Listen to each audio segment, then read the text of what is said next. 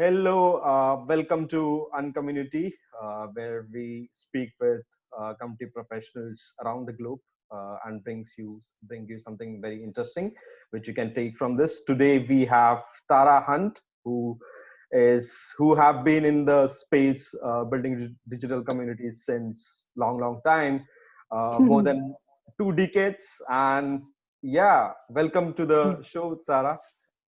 Thank you for having me, Mohammed. And thanks for reminding me of how old I am. Yeah, so okay, let's just let's just get started, right? So it'd be very interesting to hear like your background. What have you been doing from the very early days, and what are you up to today, and what are you doing as your role there? I will try to compress it into as quick of a overview as possible. But yeah, I started, just personally participating in online communities very early on, actually in the 1990s. In fact, I had a dial-up modem, and I was participating in Usenet groups and IRC. And early on, I was able to see like, wow, this is cool. I'm connecting with people all over the world, and we're talking about like really relevant things to my career. And even like I would ask people's opinions on buying some software or like helping me make a decision. So like I was like, wow, we're exchanging all this information, and this is really powerful. And I ended up going to school, more for uh, cultural studies type stuff, but I knew that I wanted to go into marketing. And the entire time I was like, you know, nobody's talking about in my classes the fact that the internet is a place where people are gathering and talking about things. And then I came across this book called The Clue Train Manifesto in the late 90s. It was actually a website that turned into a book. And there was like 99 theses or whatever. And the first one was Markets or Conversations, which just spoke exactly to what I was feeling. It was like, oh, there are people already, like marketing in general, like word of mouth has always been a strong part of marketing, right? You want people to talk about their experience with your product or service to other people like them. And there was this internet thing, so it's no longer just in my my near area of friends. Now I'm getting advice from people all over the world, and that's what they spoke to. They were like, people will talk and drive, you know traffic to your brand. So you have to respect that. And instead of trying to interrupt those conversations or command those conversations, like you need to figure out how to be part of those conversations in a really positive, value added way. And I really love the core message of Clue Train. I started when I found out about blogs and stuff in the late 90s, early 2000s. I started following the Clue Trade Manifesto writers, Doc Searles, I think David Weinberger, they had blogs, Christopher Locke. And I started a blog of my own where I started talking about how we could apply these ideas to online communities. And I, was starting to talk about this thing like call community marketing. And I actually, because of that, I got um, drafted by a startup down in San Francisco. So at the time, I was still up in Canada, in Toronto, and this San Francisco startup basically hired me. I went down to San Francisco to do this thing So called community. you flew directly. Yeah, well, I mean, it was more obviously more complicated, but San Francisco in startup world is kind of like go, go, go. So I quit my job and went down to San Francisco to join this startup.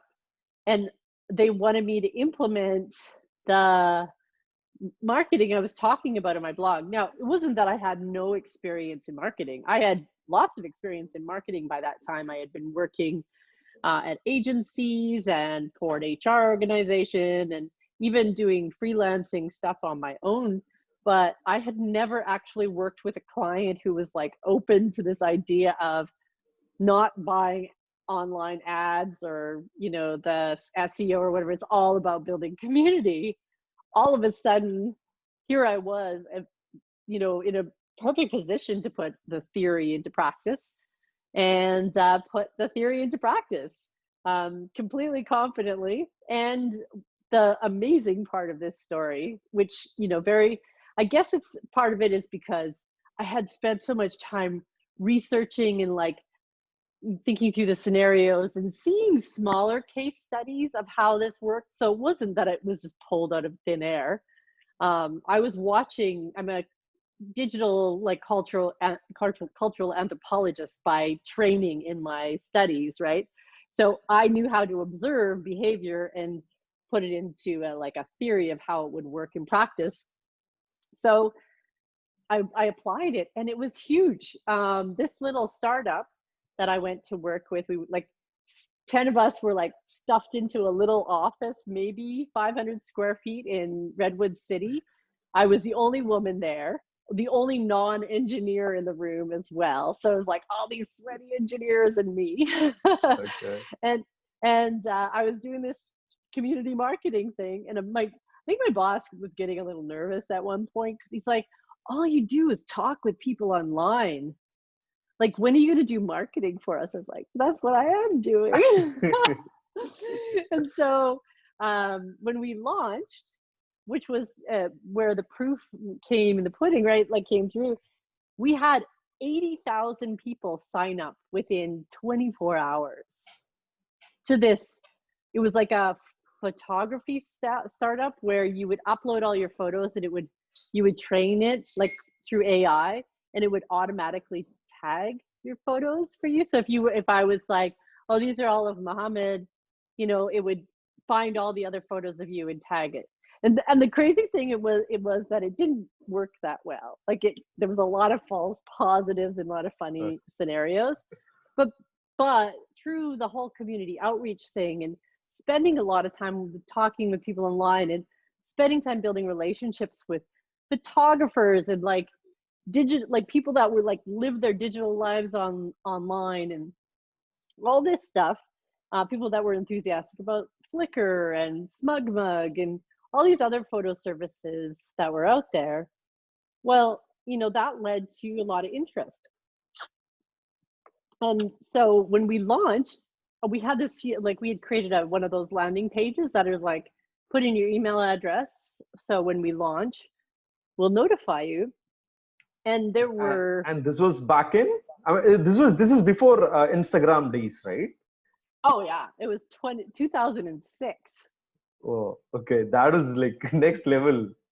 I mean, That's a I long, mean the amount of effort that you have put, like, because right now to do something similar, it's like you just have to go check their Instagram. But back then there was no Instagram, right? So I'm sure it would be no, very. there was not even an iPhone, Muhammad. There was not even like the most like advanced phone was like the BlackBerry with like the little keyboard.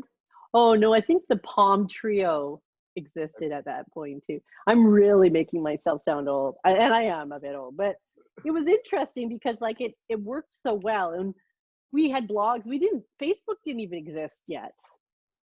Yeah. There was Yeah. MySpace existed, but I didn't really use MySpace because it was more for music and art. It wasn't really for what what we were doing. You know, people were on, and Twitter didn't exist yet. Like Twitter existed after we launched. Twitter came out. So yeah, it was pretty crazy. Like all these people from blogs. I don't know if you ever heard of the Technorati the Technorati 100. Oh man, those were the days. Anyways, it was like a ranking of the top blogs. And at one point I was in the Technorati 100 for marketing. But anyway, all of that being said, here I was putting like theory into practice, and it worked so well that even I surprised myself. And I remember being invited on this podcast back then, And I was like, okay, sure. And I sounded like a complete idiot because I had no idea why it worked. Like he was asking me all these questions and I blew it for all of them. I was like, oh, well, I just hung out with people, went to parties, like took pictures. I had no idea why it worked. I mean, years later, I can look back and I can see how building community does require hanging out with people, having conversations, attending events online and off, and making those, friends and relationships and supporting one another. And all of that builds to, helping spread that word of mouth. But at the time, I had no idea, like, what was the mad secret sauce. And he kept trying to get it out of me for the podcast, and I was unable to divulge. So, I mean, I'm sure like when you start doing this, it was not like very like straightforward. But now, I mean, after all these years, okay, these were the things that worked really well. Yeah, yeah, Well, I interesting. don't know if I still don't think it's straightforward. Community is, there's no formula Mhm. really to community. There are best practices, I guess, or at least like things that we've learned over the years, that we can apply this understanding of human behavior, and human needs to a community model, and understand that people want a sense of belonging. They want to help build something, and they want to feel like they have power and autonomy in that building of that thing. So it's a lot of the times why branded communities fall flat is because branded communities are like, here's a thing, come and celebrate it. And people will come along and be, and they, well, first of all, they may not come along at all. But even if they're fans of the brand is trying to so tightly control the experience that they feel like they have, like, why am I here exactly if you're the only one that's participating and active, like you just want me to chill for you, like that's not a community. I'm here because I want to give you feedback to help improve something, or I want to meet other people who are enthusiastic and maybe we can build and hack together, and learn together. But, a lot of branded communities won't open themselves up to that, and then they fall flat, of course. So, Yeah, I mean, there's a difference between like when someone is building a branded community and then you have this individual personality, like an influencer building a community, right? So, and it's about like one-to-one discussion plus like many-to-many discussions, and like uh, it's very difficult to build a community like even a branded community or any kind of community, right? Like you said, there are no rule book.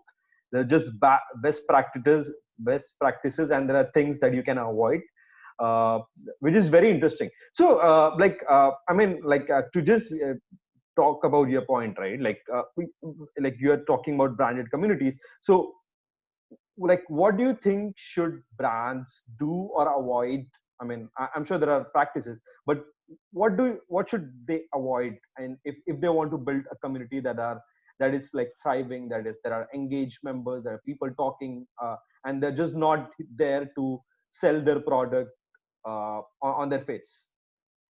well, I mean, one of the things that I always thought worked the best with branded communities is to start not by building like a destination for people, but by going out and seeing how your fans or members or customers are already gathering and interacting.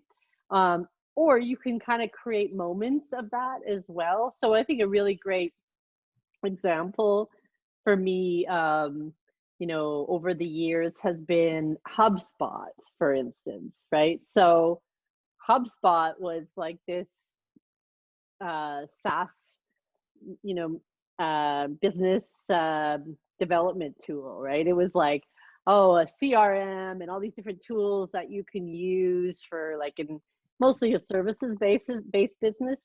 for following up on leads and stuff and doing it a little bit more socially. They also had a bunch of analytics tools in their package and stuff so you could track things. Like that doesn't sound like a very good basis for a community, right? Like it's like, Yeah. so, but what they did, like, is they built a bunch of content for in and around their products, in and around their tools for their audience. Because what would happen is somebody, their salesperson would talk with customers and find out that, yeah, I don't, I feel like I need to, HubSpot's not working really well for me because this area of my business is struggling, and so it doesn't. So they'd be like, well, let me help you with that area of your business with content, right? And so they had people that started to just show up with the content, and then they were like, oh, there's a lot of people that have the same issues. Maybe we should, have a conference. And so like the HubSpot conference became, started smaller, and so their customers would come and they would have speakers that would help teach their customers how to do better stuff, to learn new skills in and around HubSpot's product. And then their customers would start talking with each other and sharing ideas. Like it just kept growing from there. And then after a while, it made sense for people to gather in like local meetups or online to share, to ask questions and share ideas. And they're all sharing this around HubSpot. I mean, you and I met on a very similar type of platform, right? Like we met on a community chat on Slack, which is not branded. It's sort of branded, but not really. But it's run by Comsor, who is like a community platform. Now, they don't push Comsor there. They are creating this really great platform for their like community people to chat on. And then because of that, like a lot of people basically who never even bought HubSpot would join this marketing community, right? And they would be like, this is great. And then they'd be like, hey, wait a minute. Thanks, HubSpot. Wait a minute. I didn't check out your products. And then it would increase their sales. So I think Comstar is doing probably the same thing. Yeah. I mean, it's a lot more organic way of reaching your audience. Is like, let's figure out how to fill those gaps between our product and what they need so that our product becomes like a no-brainer for them. Yeah. I mean, the other day, like Rosie Sherry was also tweeting, like, come for the content, stay for the community. That's a solid example of what HubSpot has been doing, right? Like they have been pushing content out there, and like somewhere in the world, like it's just online sitting out there, the content, and like when you add something, some I mean SEO or like something else, like it, like the moment you like type something on Google search, you just fall right into the HubSpot content, right? And then okay, after reading the use cases, case studies, people realize, okay, this is a tool that I can actually use to kind of like accelerate my sales process or a marketing process, something like that. Yeah, absolutely. And the greatest brand communities that exist are those brand communities that celebrate the excellence of people who use their tools. So Adobe does a wonderful job of celebrating the designers and artists that are using their tools. They don't say this was done on Photoshop with da da da. No, they just celebrate the designer. And of course somebody's going to be like, oh my God, I love that design, and then understand that it was built in Photoshop, and that is shown to be such, look what we can do with that powerful tool. They don't even have to say it, it's implied. Lego community, if we're talking about non-tech communities, that's another community that's been strong over the years because there were people that are enthusiastic about building with these little bricks well into adulthood. And all Lego had to do was like celebrate them, right? Just showcase the really cool stuff that people were building with these little bricks. They didn't have to say, look at how great our bricks are. They all these it was like, look at these cool people over there, and it's implied, right? So, I mean, I think probably the best branded communities out there are communities where you can showcase the talent of the people who use your product or tools or services, and then it's implied, that if you're part of the biggest rock stars in this community, or if you want to become, you're going to have to buy the tool, right? Yeah, yeah. I mean, like, who would have thought like Lego has a community? Like, why? Like, there was no reason. I guess it's because people just come together to kind of work on something, like, and then they showcase, and that's when like Lego or a brand realizes, okay, there is something there. We can actually give them a platform, right? Yeah. Like, it doesn't Well, happen overnight. my favorite community quote ever is, people will support that which they helped to build. So if you can give your customers, your audience, your followers, your fans the ability to control the growth of your company or your brand or whatever it is, um, it's going to be way more successful than if you just say, "Here's a thing." Yeah, yeah, yeah, yeah, yeah. Yeah, Yeah. I mean, if you're wanting to, the best place if you're asking yourself, does my brand need a community? Go online and look for people already forming a community around your brand, or maybe around a similar brand, and see what they're doing, and how they're sharing and what they need, and then you fill that need. Yeah, yeah, yeah, You give them that platform. yeah, yeah. Uh, so let's continue with the audience and the followers. Like today, I mean, I spend my time on the internet, like a lot of time, my time. So like people talk about building communities, people talk about building audience, people talk about building followers. So for you, like what is necessary, or is like, can you do all, like both the audience and communities at one point, like at the same time? I mean, I can't see why you would necessarily separate the two. I mean, it all organically works together. So you can just build an audience though, and not build a community.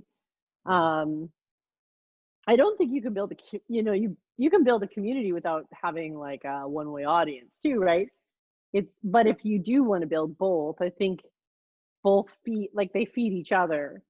So when you're building your audience and they get and they're enthusiastic and they want to know more about you and they want to talk to other people that are enjoying, say your writing or your music or your videos on YouTube or whatever, you create a space for people to come together and share that enthusiasm and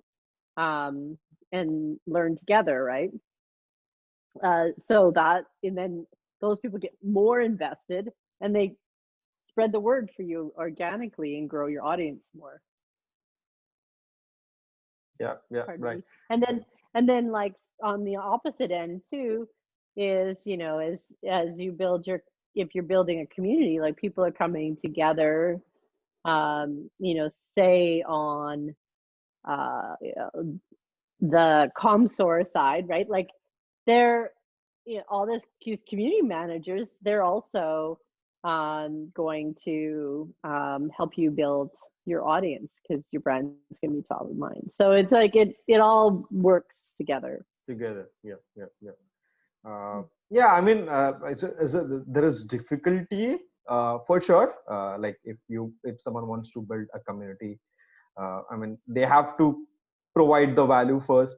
They have to kind of attract people, find the right people for your like whatever you are doing, and then you can build a community around it. But yeah, it's definitely not easy. You have Yep. to put in the work and kind of grow it from there. Yeah, well, and I think the dirty little secret of community building is that the the most important part is that you're not in it just to amass followers or community. The people that grow an audience or they build a community attract other people because of their passion and their like desire to geek out. So it's not a chore. It doesn't seem like you're putting work in. In fact, it seems like you're just having fun. If we think back to my boss back in 2006, who's like, when are you going to start marketing? You're just having a lot of fun with people. Well, that's really, I mean, community building is the most fun job ever Yeah, because you get to do something you're passionate about, interact with other people who are equally passionate. That's what it's all about. As soon as it feels like it's a job or like a chore, you're in the wrong place. You're not going to build community. People will be able to see right through it. yeah, yeah. I mean, that's a fair point. Like community building has to be fun. Like it's I mean, it's like it's not a job. It's a fun. Like you won't get to talk to like thousands of people on any other kind of like job role that you have been doing. Like it's very No. difficult. Like it's easier if Well, you are a yeah, let's say it's fun and it's a job, because it's still a job. It just doesn't feel like work, right? yeah, That's yeah, that's the difference.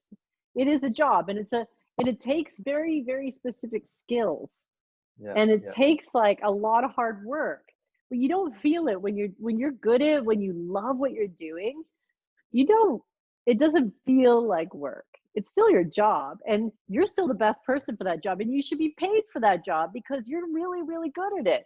And yeah, not everybody's really, really good at it. Like yeah. community is a hard for you and I, it may seem like a really natural thing because we love geeking out about these things with people. But not everybody like feels comfortable in that position. They don't know what to do. That's not their core thing. Yeah, So yeah, it's a skill. yeah, yeah. Skills that you have to learn Yep. from all like yeah. Tara, like tell us something like you have been putting out content. Like you started writing blogs when there were no blogs. Like basically like very early on. So Very what early. has been your like? I mean, maybe not too long. Like maybe within like the previous 5 years or 4 years. Like what has been your like best read blog or an articles or any kind of content that you have put. Yeah, I mean, I think so. I switched my blog to more LinkedIn, and I also started to do videos. Mm-hmm. Um, so the best read, for instance, on LinkedIn has been, I think, I was trying to look up just recently articles like and how popular they are, and I think the best one is like it was something that I wrote on, why does your content suck or something. It was something like that. Like, and it gave sort of all these reasons and then solutions to fixing your content. But probably my most successful post of all time, and it's been within the last 5 years, is my video on YouTube. So I have a YouTube channel, which I haven't been keeping up lately for various reasons, busy as well as the just in general like pandemic. Um, but it's a video I did on sort of explaining fair use, and I don't know if you know that term or that idea, but the reason that it came up was I was running my channel for a while, and I have this sort of like style of editing, or I used to have this style of editing, where I would intersperse like movie or TV clips sometimes to make a joke in my videos to keep them kind of funny and light. And people kept asking me, do you have to pay for those, or can you still monetize your channel if you use those? And I'm like, yeah, I don't pay for them, and I still monetize my channel. It's fair use. And people would be like, oh, like, so could I do this? They were asking a lot of questions. And I would usually point them, there was tons of videos on fair use on YouTube. And this is a good lesson in content, I think. And I would just point them to these other videos. And that's fine. But like, I realized at one point, I was like, I know there's a lot of videos on fair use on YouTube already, but why don't, because people keep asking me, why don't I make one? I mean, that's what I do, right? That video, that fair use video continues to grow to this day. And it's up to like almost 230,000 views Wow. organically. It just keeps growing. I keep getting like it was I did it in 2016 or 2017. And yeah, I mean it still grows and people still are like, this is the best explanation of fair use. And I go down like the various different sort of points of fair use, like how you can score whether you can use a clip or not use a clip or whatever. And I even end it, like I say, I'm not a lawyer, so please don't like take this verbatim, like whatever I have in this video, may or may not apply. And then I sign off the video, my name is Tara, and until I get sued, this has been. We'll share the link for people to see. And people still love that video. And it's funny because as a lesson in content, like I said, there were already a ton of videos on fair use out there. And a lot of people say that. They're like, oh, I know about this area, but there's already a ton of blog posts or, podcasts or articles or videos already on the subject. Why would I make another one to add to it? Well, if you have even the small amount of audience, your audience wants you to deliver that message, right? They want you to tell them how things are because they're following you. They don't want you to send them away. And also, like, maybe you have a different experience that's going to just resonate and connect with people in a different way. So I think that's why that video performed really well. And yeah, that's been like a very successful piece of content for me. I get a lot of subscribers still on my channel. Yeah. I mean, that's a very like great example, I believe. Like if you consider content, right? Like if I Google today, like something related to marketing, I'll get tons of articles from Google page 1 to Google page 100 based on that. And you still did it. You still put the content regarding that when there were already existing videos, right? Like that shows that there are people who trust you with your resources and want to watch your content, want to read your content, and that's how like slowly it grows slowly, right? Like I'm sure like within uploading the video on YouTube channel, it didn't like got like sudden views, right? It took its own time, and I think that works really well. Content, I guess, and when you mentioned HubSpot, right? So I guess I've been like I've read 1 or 2 articles of that like brand. I'm sure like they had the similar experience, right? They kind of got like within like a week, within 2 weeks, they got results, and then they started doubling down on when they kind of figured out it's still the content is working. Yeah, for sure. And you can adjust over time too. A lot of people will, like HubSpot is really good at this. They'll create like, a post that is of a time, like a complete guide to all the sizes of cover photos and la la la, right? And then they'll update it right periodically so that it has the most recent dimensions for the images. And so it's even though it's one post or one article, by updating it, it keeps just like refreshing and pushing it up in the Google results too. So if you can think of like those frequently asked questions by people in your audience that you're getting all the time, that like it could be something that you would update. So if you're, say, like doing tax software or something, for instance, like every year people do their taxes, but that sort of changes. So that's a perfect guide post to make, right? Is like just a post that you can just go in and just change the things that have been updated Yeah. every year. You don't have to rewrite a whole new post. Yeah. You Yeah. just Yeah. update. That's a great idea. I mean, if someone is listening to this, please go write tech software. Yeah, there you go. Yeah. Content Yeah, on like tech software. there's a whole bunch of, it's like first of all, like a fair use video is what we call evergreen content. It's content that is, people will be looking for answers to it for a long time.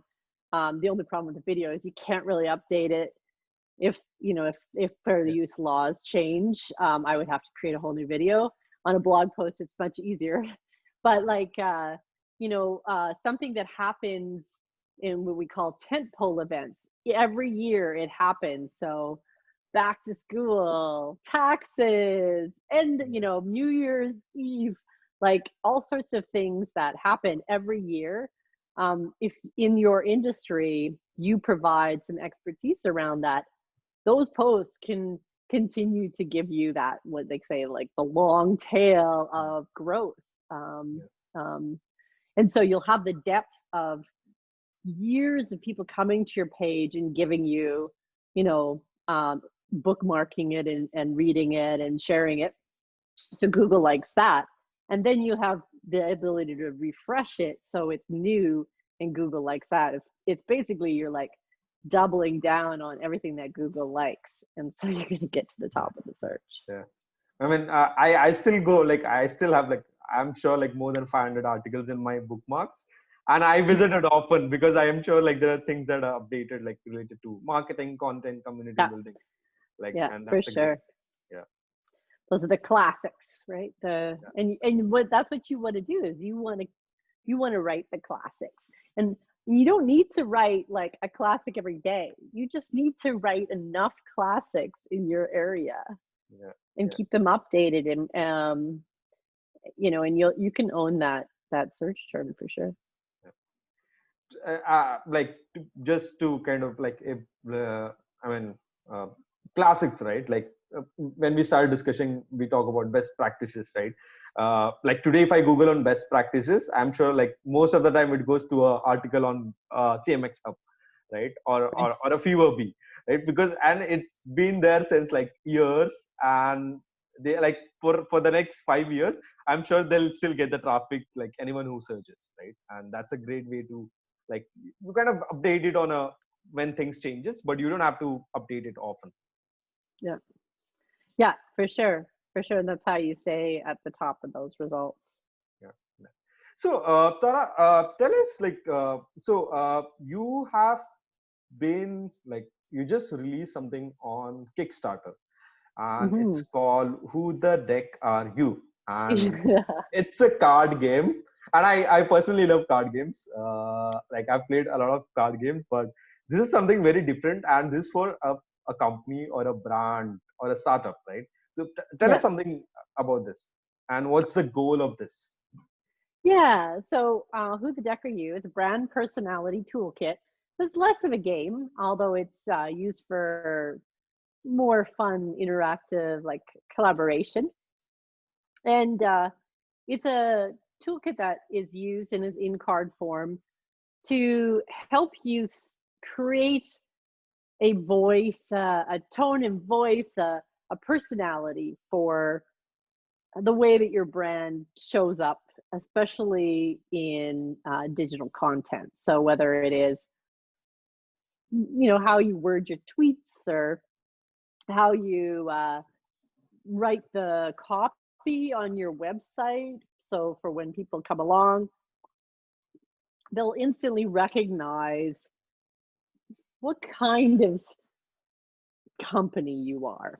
And some really good examples, I think, of strong brand personalities are, one of them is Wendy's, right? People love the Yeah. fast food brands out there because the fast food brands have a ton of personality.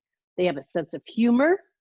They have, you could describe their characteristics, like they're sassy and like punny or whatever. And then they also have, they take specific tones for different times. And so the toolkit that we developed over many years. So my company, Truly Inc., although we've released it under our branded community, Phlywheel, we've worked with dozens of clients they'll come to us and they'll be like, we need to grow our social media audience, or we want to start a blog or something. And this is one of the first exercises we do with them is like, all right, so how do you want to sound? It's not just like, what are the topics you're writing on? Because this is what makes a company unique. Like, if we go back to the HubSpot articles or whatever, the My Fair Use video, is like that same subject can show up all over the place. Yeah. But it's the way that it's delivered that makes it enjoyable to read, that connects with the audience. And when it comes to social media, it's really important to connect with an audience. That's what social, like, that's the social part of social media, right? Yeah. So that's the first thing we do is say, okay, yeah, we know your brand values are integrity and this and that, but this is not what we're talking about here. We're talking about a personality, a voice. So it makes it easier as well for our clients to say, hire a junior person or have like outsource their writing and stuff to a social media team when they can give them clear instructions, right? So, if you want to say like, my brand is, geeky and has a dry sense of humor, but we don't use puns or silly, like toilet potty humor, I think, is on there as one of the humor. It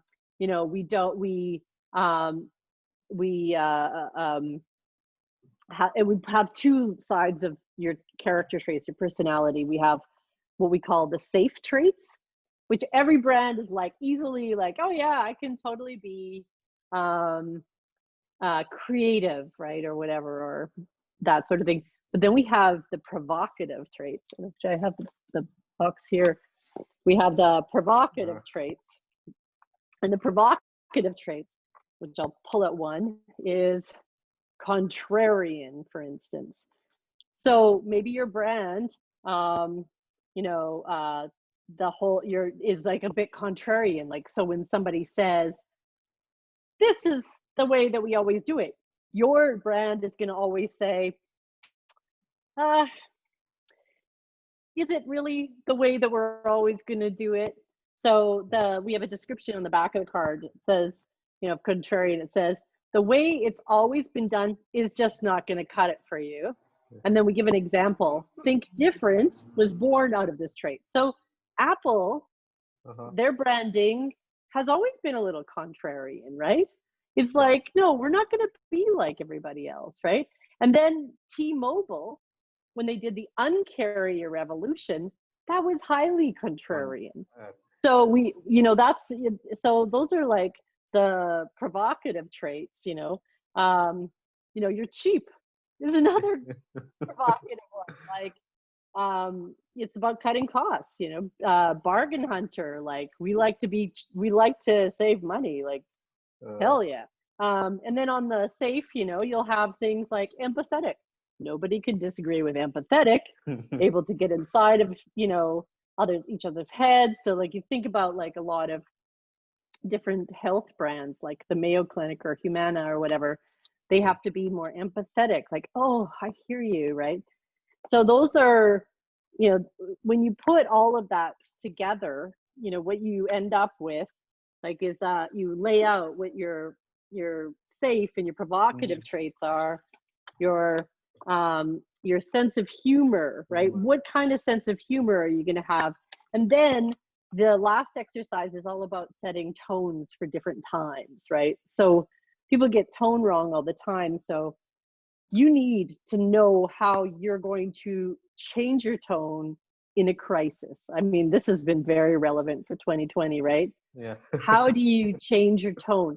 Like, you can't continue to be your silly, sassy self if, Now. like, if the world is burning, right? Yeah. So what's the tone you're going to take in that moment? Also, if a customer is mad at you, you can't be like, oh, I'm going to make a fun, like, you got Yeah. to know how. And this like kit becomes a really great basis. You do this exercise with your team, and everybody agrees on your 10 traits, positive, like, safe and provocative, and your tones and your sense of humor. You are able to put it on paper, give examples of what that sounds like, and now it gets written into stone so that when somebody's come along, a new employee, for instance, and is like, you're like, now you're in charge of the Twitter account, they don't just have to be like, okay, I'm gonna like just willy-nilly start sounding like I want to sound. They have a really good guideline to Yeah. keeping your brand voice consistent through that. So yeah, that's what that deck is all about. Yeah. It's something we dreamed up because we kept doing these exercises with clients over the years, and then we're like, we should just make this into a deck. Yeah. That would be fun, and that's what we did. Right. So when you speak, I'm sure like there are a lot of things that we can take away from this brand deck, right? Whatever there is you have been building. I mean, it's because of your knowledge and learnings for years. It's like 2020, you thought about building this, right? Like, and when you talk about brands and social media, I love Slack. I think they're very empathetic. I mean, I've seen Mhm. their tweets. They're awesome. Like it's like, oh, I hear you. We are really sorry, but like they Yeah. do it really well, and I love about that, right? And then about like Wendy's or Burger King. I mean, it's like I'm sure like the sound of or the tone of the brand changed over time, right? It was not Mhm. always like this, and I mean for a new brand or something, I could be wrong. For a brand who is just starting, I mean, they should also try various things. What works, I don't know, right? Like it's not always like you have something which is decided and you have to go with that. You can just experiment with different tone with your brand.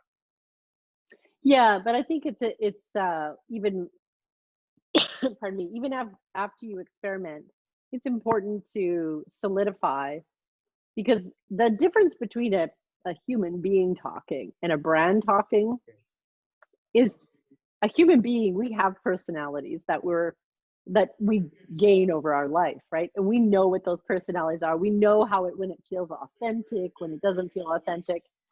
With a brand, it's a collection of people, Yeah. right? It's a collection of interests. And um, having done social content for many years, there's going to be that person in like the office over here who's like, yeah, that's too edgy. And the person over in the office over here who's like, we need to punch it up and get like hipper. So this helps you do is come together as a team and decide, how far does that line go? And once you agree on it, then I mean, consistency is really important for a person, but for a brand as well. And if you don't have consistency, you're just a robot, right? You're just like, I'm just putting out content. But as soon as as soon as people pick up on personality on social, there's like an instant feeling of, um, I guess, like camaraderie with a brand. Yeah. Yeah. Like the brands that have personality are the brands that people are drawn to. The brands that are all over the map or don't have, or just try to be neutral, people don't care about them. Yeah. Yeah. Yeah. I mean, you have to kind of think like a person and think like what your audience wants in reality, right? You can't just talk about, like, you can't be neutral and like do like post something on LinkedIn and post something the similar thing on Twitter, right? You have two different set of audience, and you Yeah. have to be very different when you're doing Yeah. things. And I mean, clarity when it comes to a brand that is, you're trying to you're trying to grow your audience, and you are also, you know, you're hiring different people to represent that voice. Like that clarity is so important at that point.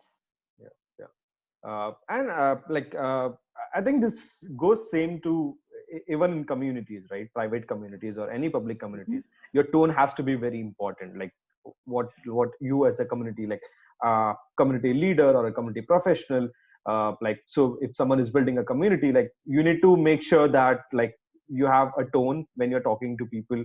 If there's something like you have to show empathy when when things really like is wrong, and you can be like happy fun when you're doing something cool and people are talking about it, right? So Yeah. and even in this in the moderation, like you have to have that tone. Yeah, for sure. Well, you can think about different communities where brand voices or voices come into play in the personalities. Is like a yoga community, for instance. Yeah. I'm sure in your head, the first thing you thought was like chill and meditative and Calm. um, yeah, like all that, right? And then you think of like a Harley Davidson community, Thrill. the other side of things, Yeah. like tough and brash and rock and roll, right? Those are like you they pop into people's heads instantly what the expectations are there too. So, I mean, and there's also ways in which you can play with that too. You could be like I actually came across a while back a yoga community, speaking of which, that um it's called like sailor mouth yoga or something. And basically it was all for like people who were like frustrated, and they'd be doing yoga and they would like yell things. So they had a whole different personality. People Yeah. would swear, like they'd be doing a downward dog and they would like be like, ah, like so it's very it was and because of that they were popular for a person who wouldn't necessarily be attracted to the namaste kind of Yeah. community, because that person needs to get their frustration and Yeah. anger out. Yeah. Yeah. Yeah. Interesting. So we're coming to the end of it, and I have this very interesting question, I guess. Million members in a community today, or 100 members every day for the next 365 days. Which one would you choose and why? Oh, the latter for sure. 100 every day for the next 365 days.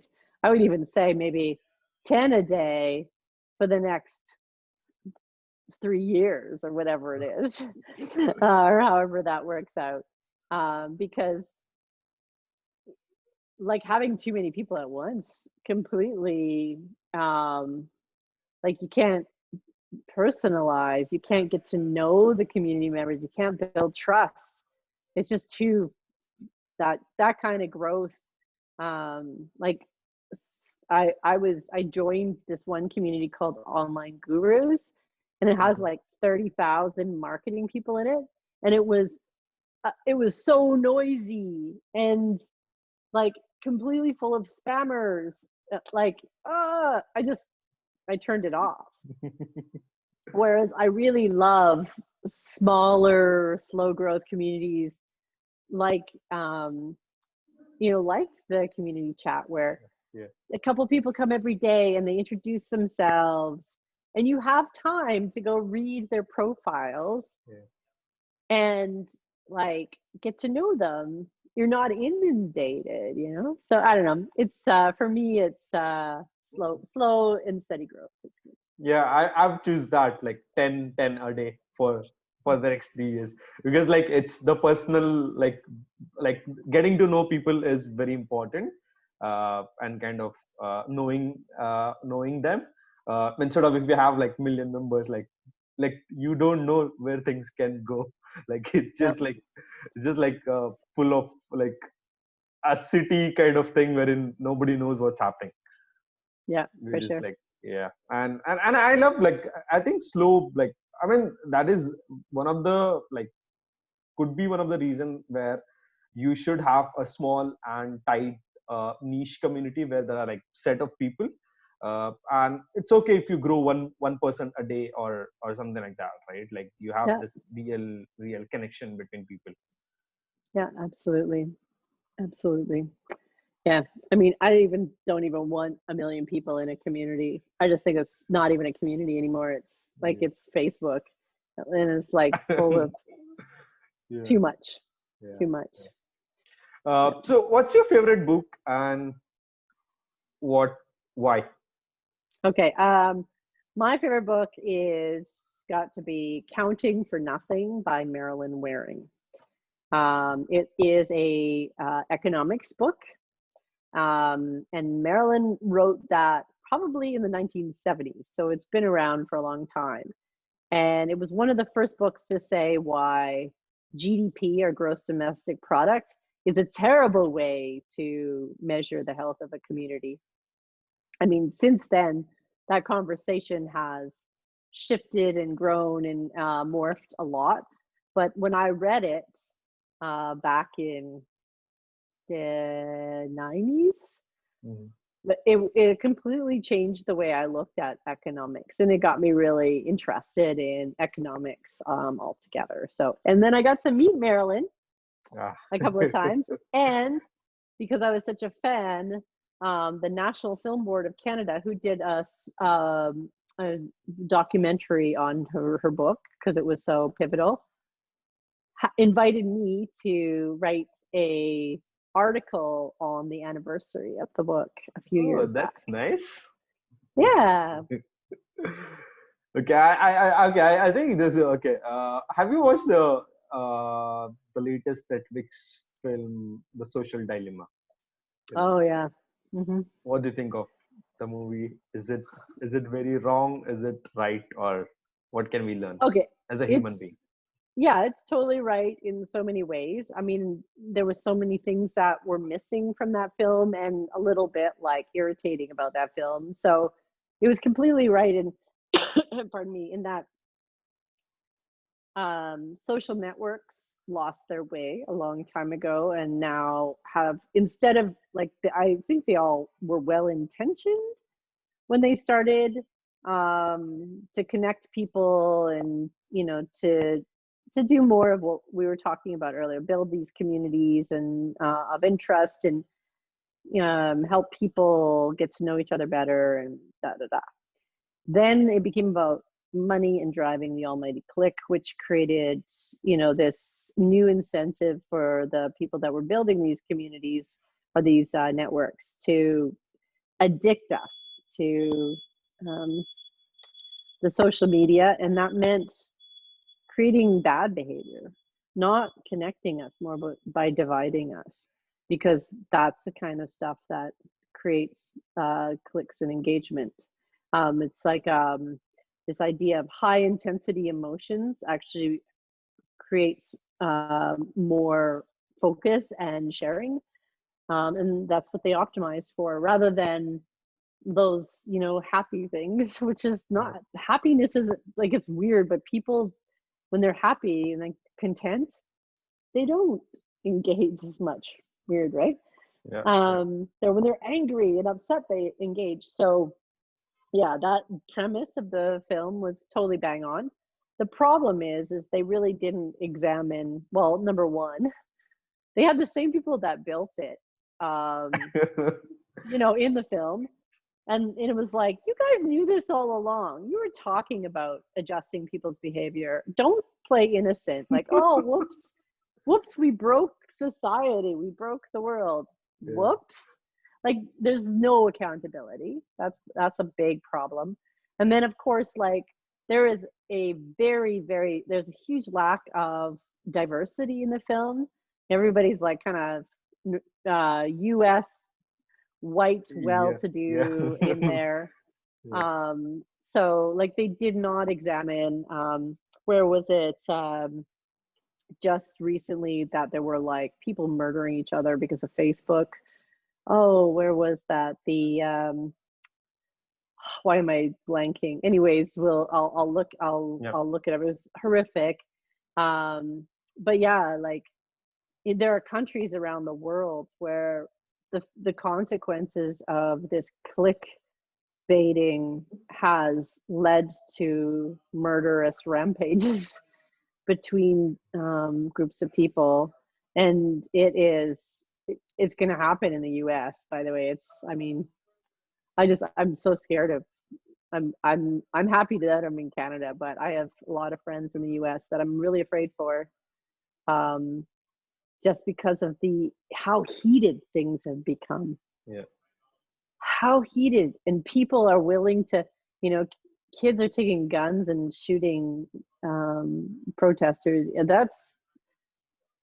I just feel like worse and worse things are going to happen, and I'm not going to be going to the U.S. anytime soon. Yeah. Yeah. They broke America. They broke the world. Like, so I think it's a lot bigger than what the movie even talks about. And I think a lot of us were like, duh, we kind of knew that. We didn't need a movie to say that. And We that's need on a Netflix. Yeah. Like Yeah. we need a movie that gets into more solutions from people who have watched what's happening for many years in horror. They weren't the ones that built it, Yeah. but they were the ones on the outside who were whistleblowing and warning, and they really didn't show a lot of that. Yeah. There was a young guy who committed suicide years ago. One of the founders, I guess, of Reddit, Aaron Schwartz. Yeah, Aaron Schwartz.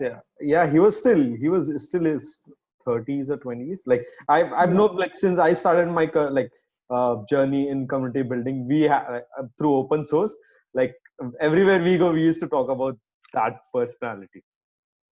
Yeah, for sure. So,